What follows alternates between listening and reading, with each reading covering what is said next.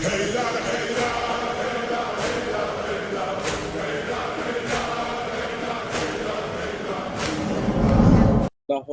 صل على محمد وآل محمد وعجل فرجهم. استغفر الله الذي لا اله الا هو الحي القيوم الرحمن الرحيم جلال والاكرام واتوب اليك. اعوذ بالله السميع العليم من الشيطان الرجيم.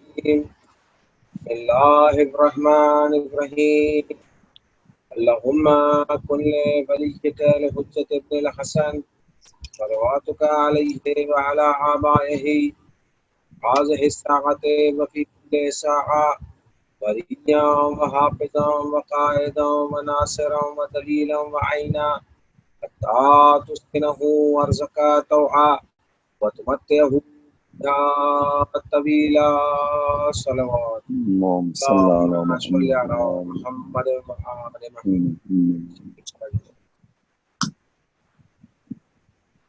ناظرین کرام، السلام علیکم ورحمۃ اللہ وبرکاتہ۔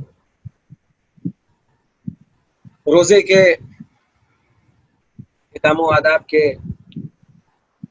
60ویں نشست میں 30 رونگ کو آپ کا خیر مقدم ایک سلوات کے ساتھ کریں۔ اللهم صل اللهم على صل علی محمد وآل محمد۔ سب سے پہلے بارگاہ خدا بندی میں ہدیہ تشکر پیش کرتے ہیں کہ اس نے ہمیں ماہ مبارک میں عبادتوں کی توفیق عطا فرمائی، اور اس کی بارگاہ میں دعا گو ہیں کہ جب تک کا شب و روز کے آنے جانے کا سلسلہ قائم ہے، محمد و آل محمد پر رحمت نازل فرما، اور ان کے تمام حقیقی اصحاب پر ایسی رحمت نازل فرما کہ جس کا ذخیرہ ختم نہ ہو اور جس کی گنتی شمار نہ ہو سکے۔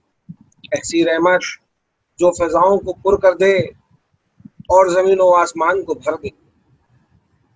اے تمام رحم کرنے والوں میں سب سے زیادہ رحم کرنے والے، ایسی رحمت برسا خاندان رسالت پہ جس کی نہ کوئی حد ہو نہ کوئی انتہا، کہ وہ خوشنود ہو جائیں اور ان کی خوشنودی کے بعد بھی سرکار ختمی مرتبت صلی اللہ علیہ وآلہ وسلم پر اور ان کی آل پاک پر رحمت نازل کرتا رہے۔ اے حضرات، آج کی اس 8ویں نشست کا آغاز کریں علی جناب مولانا ذوالفقار مہدی صاحب کی بارگاہ میں چل کر۔ مولانا صاحب السلام علیکم ورحمۃ اللہ وبرکاتہ۔ وعلیکم السلام ورحمۃ اللہ وبرکاتہ۔ مزاج بخیر انشاءاللہ؟ الحمدللہ خیریت۔ آپ بتائیے کیسے ہیں؟ الحمدللہ آپ کا سلامت خوش رکھے انشاءاللہ۔ اجازت ہے سوالوں کو بسم پیش اللہ کرنے کی؟ بسم اللہ بسم اللہ۔ مولانا صاحب، پہلا سوال، آج 4 سوال آئے ہیں ہمارے پاس۔ پہلا سوال ہے کفارہ روزے کے حوالے سے۔ تو سوال یوں ہے کہ اگر کسی کا کفارہ روزہ باقی ہو، قضا نہیں، تو کیا وہ مستحب روزے رکھ سکتا ہے؟ اعوذ باللہ من الشیطان الرجیم، بسم اللہ الرحمن الرحیم، الحمد للہ الذی کفا وسلام علی عبادہ الذین اصطفی محمد وآلہ الطاہرین سیما الامام المبین بقیۃ اللہ فی الارضین الحجۃ الثانی عشر الامام المہدی المنتظر صلوات اللہ وسلامہ علیہ۔ جی، آپ جو یہ سوال کر رہے تھے کہ ماہ مبارک کے علاوہ، ماہ مبارک رمضان کے علاوہ کوئی بھی دوسرا واجب ہوا ہو، لیکن خالی ماہ مبارک رمضان کا روزہ نہ ہو، کفارہ ہو، نذر ہو یا کوئی اور ہو، تو اس صورت میں مستحبی روزہ رکھنے کی ممانعت نہیں۔ یہ صرف اسی صورت میں ممانعت ہے جب کسی انسان کے پاس قضا روزے واجب ہوں، ماہ مبارک کے قضا روزے ہوں، واجب روزے ہوں، تو وہ مستحب روزے نہیں رکھ سکتے۔ بقیہ کفارہ ہو، نظر ہو، عہد ہو، اس میں ساری چیزوں میں وہ روزہ اس کے لیے ضروری نہیں ہے، تو اس طرح جو ہے رکھ سکتا ہے، اس میں کوئی پریشانی نہیں۔ جی بہت شکریہ مولانا صاحب آپ کا۔ دوسرا سوال یہ ہے کہ کیا یہ ضروری ہے کہ پچھلے سال کے قضا روزے آنے والے رمضان سے پہلے رکھے جائیں یا بعد میں بھی روزہ رکھے جا سکتے؟ نہیں، یہ تو مسئلہ بالکل واضح ہے کہ ہر سال کی قضا دوسرے سال سے پہلے پورا کرنا چاہیے، یہ جو ہے پورا کرنا چاہیے۔ لیکن اب یہ بات بھی ہے کہ فوراً واجب نہیں انجام، لیکن آپ کے پاس اگر ٹائم ہے تو دوسرے سال آنے تک، لیکن اگر آپ نے وہ آنے سال آ گیا ماہ مبارک کا اور آپ نے قضا نہیں بھری تو آپ کو کفارے تاخیر بھی دینا پڑے گا ہر یہ کیا سال۔ ہے مولانا صاحب؟ کفارے تاخیر یہ ہے کہ آپ نے چونکہ رمضان سے ڈیلے کر دیا، دوسرا رمضان آ گیا اور آپ نے اس کی بھرپائی نہیں کی، تو اب اس روزے کی قضا کا کفارہ دینا پڑے، جس کو کفارے تاخیر کہتے ہیں۔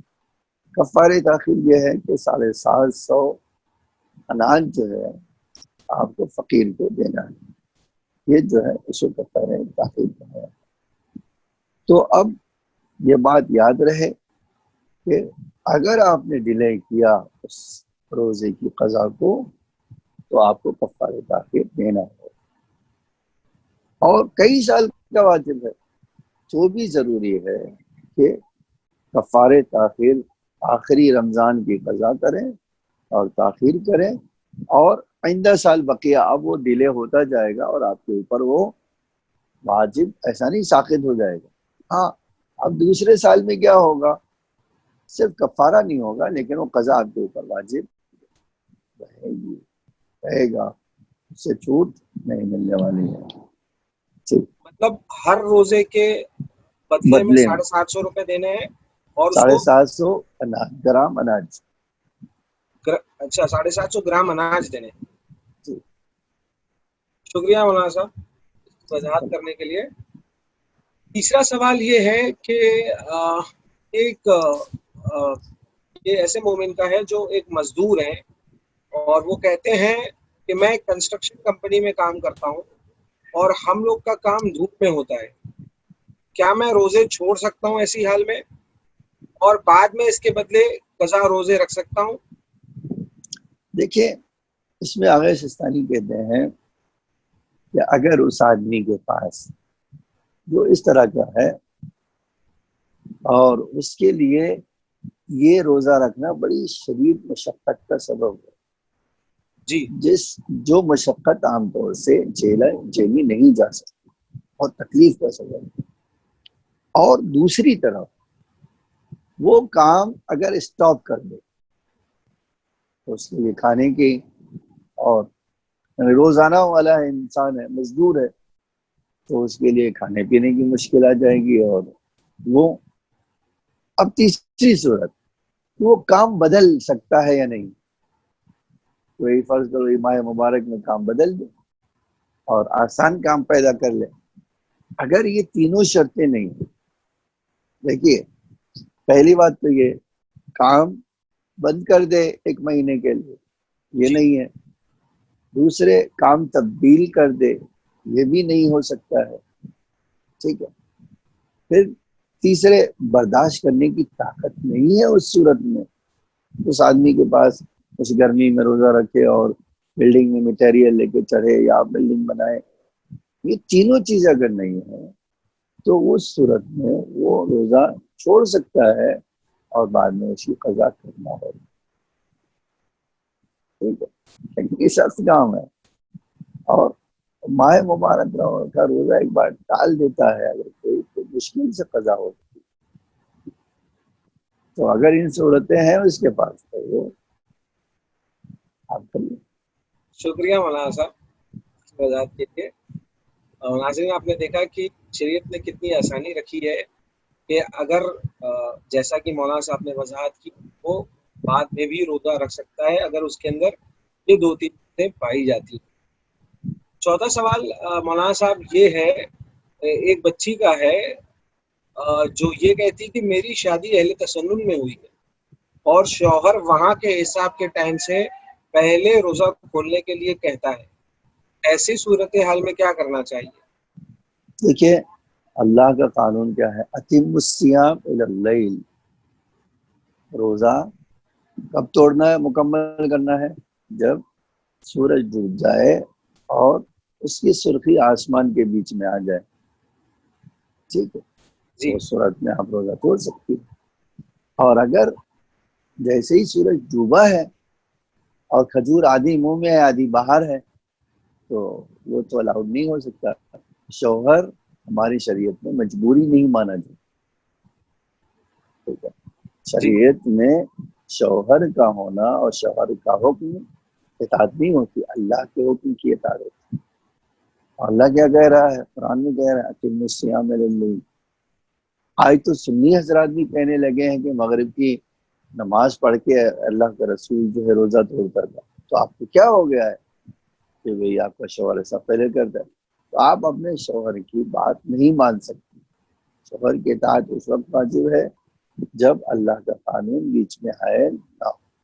अल्लाह का कानून सबसे ऊपर होता है, इसीलिए आप ये काम नहीं कर सकते। और याद रखिए, एक बड़ा सख्त मसला है।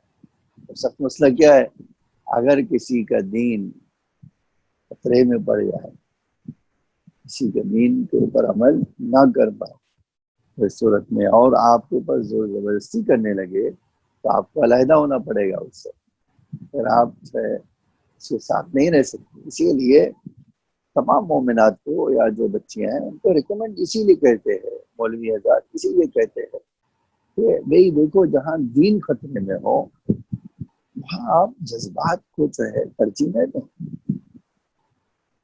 तो आपके लिए बहुत वाज़ेह हुक्म है कि तक़ैया का तो यहाँ कोई मौरिद है नहीं कि आप तक़ैया करके पहले खोल सकती। तो आपको बहरहाल उस बात की रियायत करना पड़ेगा कि आप क्या करें, कि आप जो है उसके वक्त में, रोजे के वक्त में रोजा रख खोलें और बंद करें।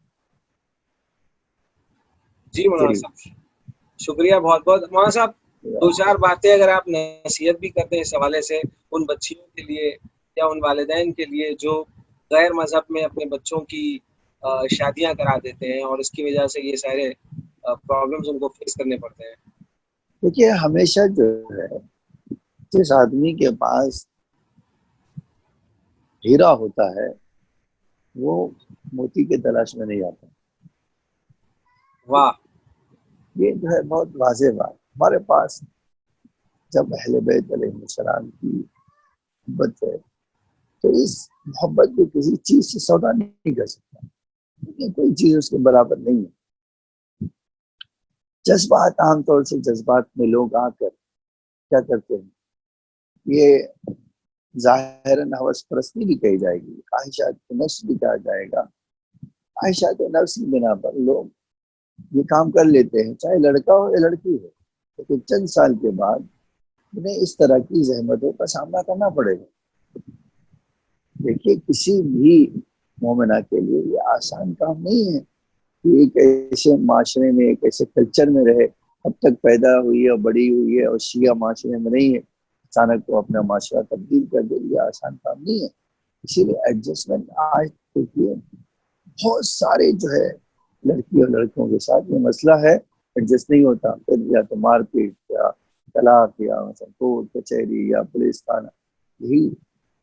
तो बेहतर यह है कि पहले से ही इंटरकास्ट शादियां ना की जाए, चाहे वो बच्ची हो या बच्चा हो, लड़की लाने में भी लड़की देने में भी, दोनों में ये परेशानी। बहुत कम ऐसे इंसान हैं जो ऐसे दूसरे मजहब के हों और आपका ख्याल रखें, ये बहुत कम है। और याद रखिए, जो अहले बैत के नहीं हो आपके क्या होंगे। वाह। बहुत बहुत वाज़ेह बात। जबकि हमारे वहाँ मासूमीन अलैहिस्सलाम बड़े फ्लेक्सिबल थे, उनके वहाँ बड़ी गुंजाइश पाई जाती, वसअत पाई जाती। उनका अखलाक अच्छा था, उनका किरदार अच्छा था, लेकिन उसके बावजूद भी उनके साथ नहीं रह सकते। तो आप यकीन जाने, दूसरी बात यह है कि आप क्यों चाहती है या क्यों चाहते हैं कि एक ऐसा बच्चा आपका हो जो اس کی جو ہے عقیدہ خراب ہے، جو اہل بیت کا مثلا معاذ اللہ دشمن ہو، تو یہ جو ہے بہت بڑا عیب ہے، یہ چھوٹا عیب نہیں ہے کہ آپ اس سے جو ہے نظر انداز کر سکتے۔ تو مشورہ یہی ہے اور وصیت یہی ہے کہ آپ اس طرح کی شادیوں سے گریز کریں اور جذبات میں فیصلہ نہ کریں، عقل سے فیصلہ کریں۔ جب عقل سے فیصلہ کریں گے تو ہرگز نہیں کہیں گے ہمیں اس میں شادی کریں۔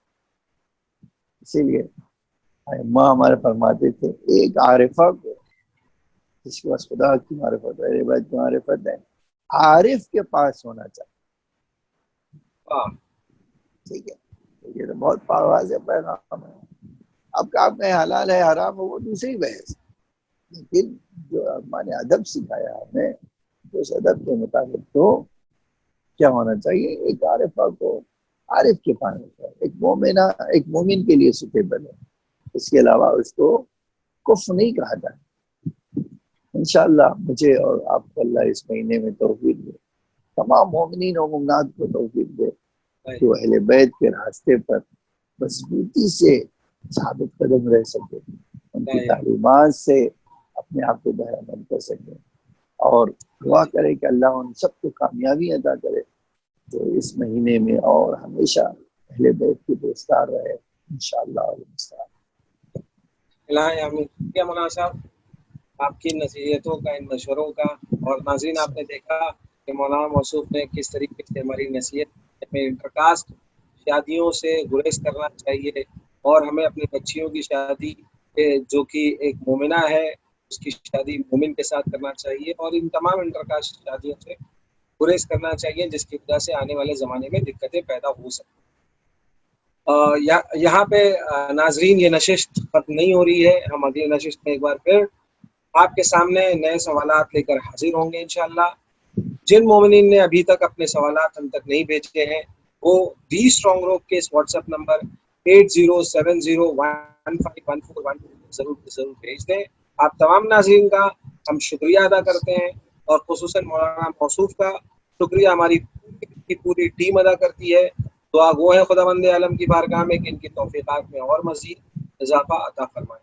اگلے نشست کے تک کے لیے فی امان اللہ، خدا حافظ۔